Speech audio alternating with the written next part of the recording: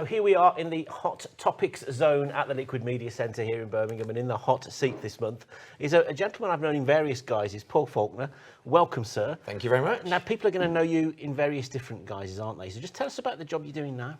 So now I'm Chief of Staff and Operations for the Richardson family business. So sort of well known here in the West Midlands, of course, going back some time when they famously developed out the Maryhill shopping centre. An awful lot of other real estate development has taken place. Some iconic buildings. Oh, massively so. So yeah. I mean, most of Broad Street was done by the family back in the day. Star City, the Fort.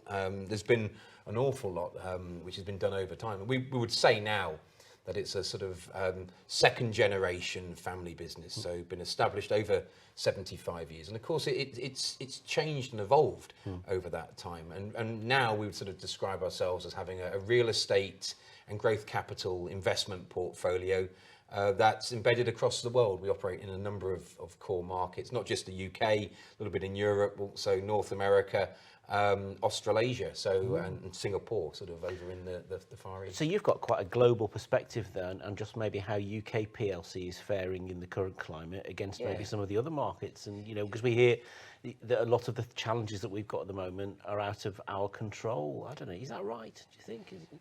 Well, I mean, you're right. I mean, we do look at these different markets, and I suppose from an investment point of view, while we're very proudly British and want to sort of invest as much as we can here in home markets, you're always looking for diversification, but you're looking for the best investment opportunities, and it's so competitive out there, which is great from our perspective because there's some great opportunities. But I suppose from UK PLC's point of view, it just proves that while the UK's got so many inherent benefits as a place to live, work and play, a place to attract investment, but you cannot rest on your laurels. The world is changing and evolving at pace, and if we don't as a country have our act together, we're not putting our best foot forward, we're not making the UK a great place to invest going forward, a great place to work, then people won't, because they've got other options. And so I suppose, I was looking the other day, it's nearly 7 years now since the Brexit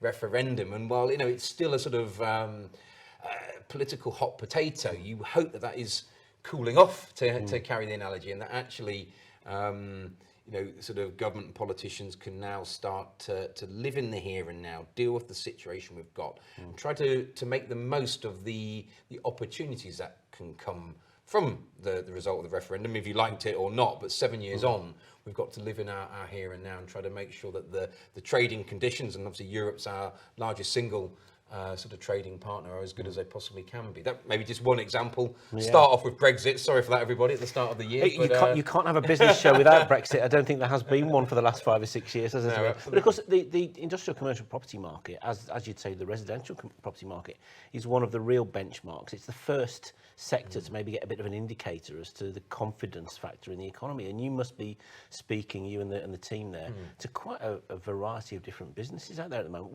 How do you feel the confidence is among them? And look, I mean, I think 2022, with the terrible sort of conflict taking place in Ukraine, it's been a tough and challenging year on the back of just coming out of the pandemic. So I think that there's been all sorts of shocks to the economy, and I think we certainly saw that cooling off in the second half of the year. Obviously, the political situation didn't help, and the mass sort of uncertainty and the sort of craziness that went on in the early autumn with the change in Prime Minister. And I think as we got to the end of the year, there was a sense of pause and reflect on what's happening, and who knows where the markets are moving, what's happening with inflation, what's happening with interest rates, etc.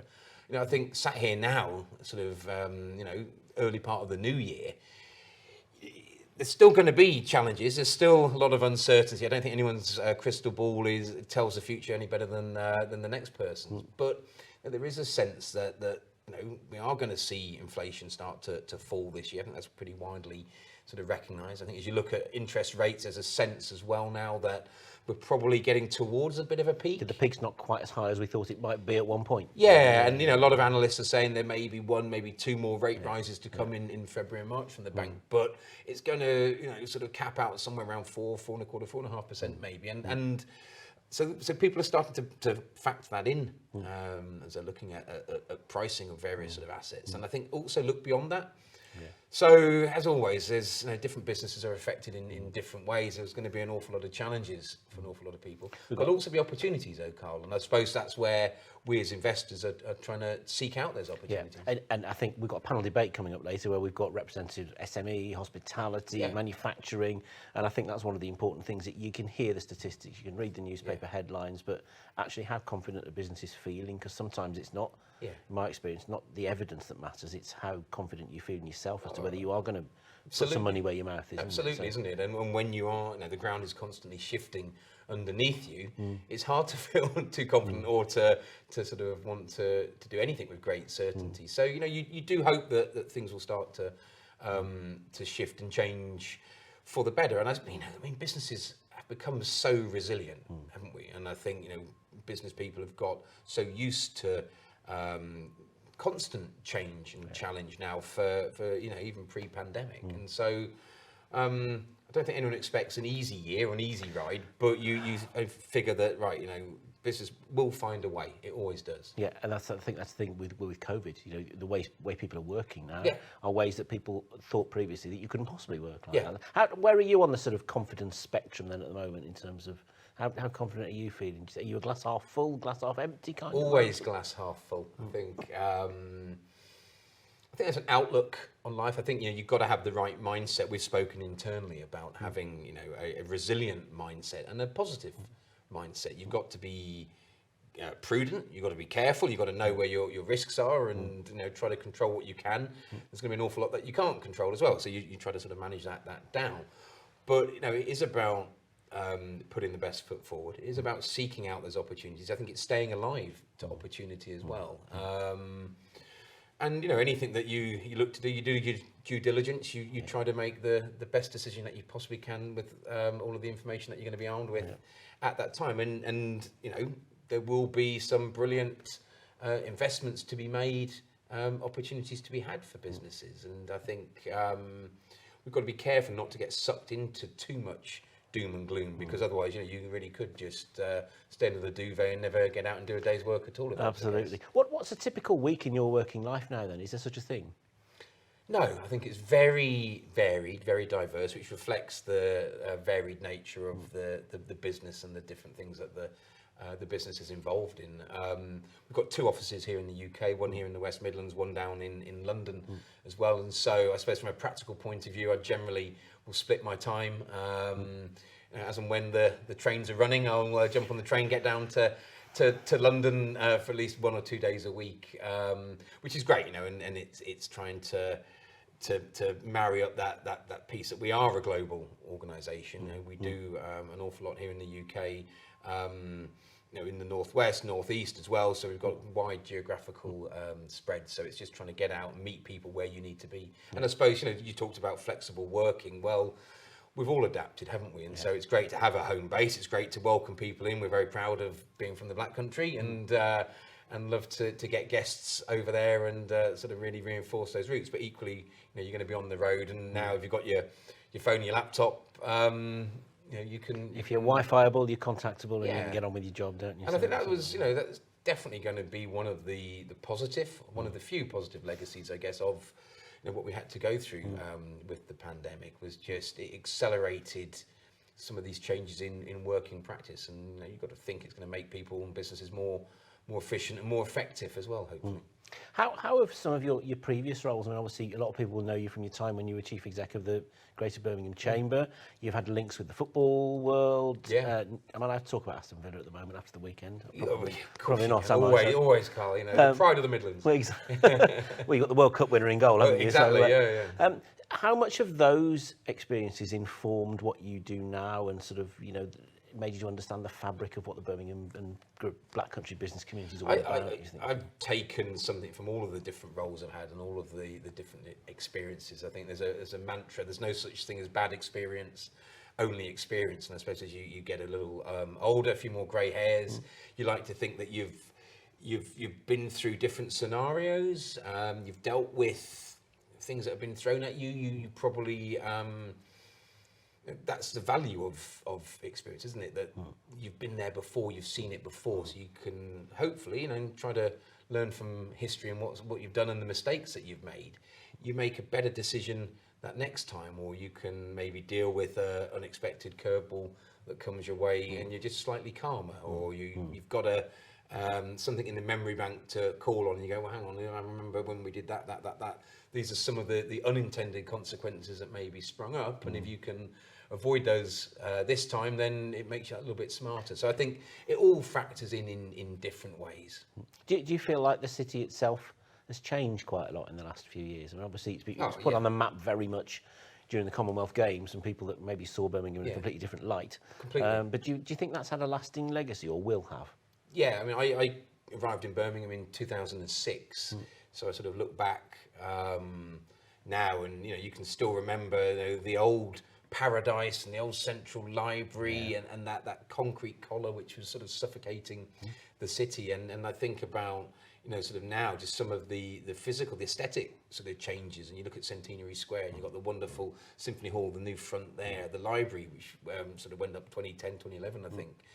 Amazing building. What University of Birmingham have done with the Exchange, HSBC there, you sort of look down at Paradise and the developments there, right down to sort of to Colmore Row and Victoria Square. We are in sort of liquid studios here. It's transformed itself for the better. I think it was playing catch up. I think that the city absolutely needed it, but you've seen that injection of life, and it's a beautiful place now. When we had the Commonwealth Games here in the summer, and there was lots you couldn't control. I know that the team behind that did a phenomenal job, given that they were trying to organise it, through a pandemic and so much uncertainty. But when the lights came on, the sun shone, didn't it? And it was most perfect 10, 11 days. And I think for Birmingham deserved that. The West Midlands deserved that. To get that image portrayed, around the world, billion plus people watching on TV, and they got to see the best of the city, the best of the region, because it's still sort of somewhat bizarrely a bit of a hidden gem, isn't it? People will still say, oh, it's nicer than I realise. And I suppose when you live here, you work here, you're incredibly proud of Birmingham, not just as a place to live, but a place where people want to come and work and do business, and that's what. And I think a lot of the development that's happened in the last few years has sort of opened up the city a bit, so that people realise just how close everything is, and how it all is. It's such an easily accessible place. And there's more to come, isn't there? And you can still see there's an awful lot of development, obviously around sort of Curzon, and with the arrival of HS2 eventually, one hopes that's sort of transforming that east side. The universities have gone in there and put some phenomenal investment. So it's good, and I think one should be optimistic about the region as well. We've got lots of benefits here, but nothing's going to be given to anyone on a plate. So what we said earlier about UK PLC, I think the same goes for the West Midlands and for businesses in Birmingham. You can't just sort of go to work and expect that results are going to come your way, business is going to come your way. You've got to get out there, work hard, graft, and I suppose from our side as well, is to keep your eyes raised and to look beyond just the immediate market and beyond just the domestic market. There's some great opportunities overseas, and for businesses who export and the like. And I think that's something which the UK has traditionally done really, really well. And as we come out of this slump, and we're going to come out of this recession, I think that getting businesses exporting and taking the best of the West Midlands, the best of Britain, selling it around the world, we know there's an appetite. We just need to make sure businesses have got the support and they get out there and do it. So give me some nuggets, give me some exclusives. What are you guys going to be up to this year? Anything that we need to be looking out for? Any particularly exciting developments on the horizon or anything? Well, I mean, there'll be loads going on, I'm sure.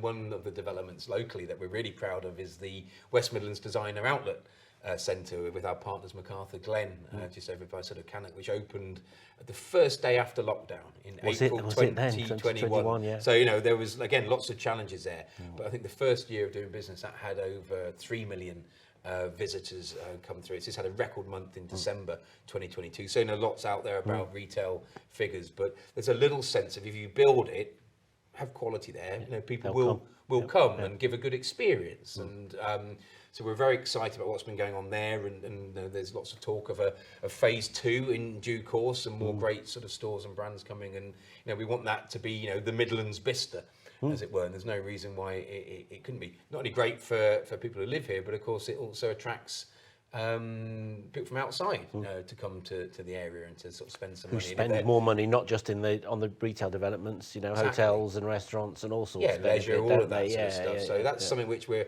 proud of, and there'll be developments in due course. And we're going to be, we're active investors. We're looking for great opportunities. And there's people watching this today. They're a great management team, and they're looking for some investment into their business. And then reach out and give us a call. Fabulous. What a perfect way to end it. End it with a commercial. Great to see you. Great to catch up. Yeah, and likewise. Thanks for coming in, Paul. You must come back and update us later in the year. I will do, Carl. Thank you.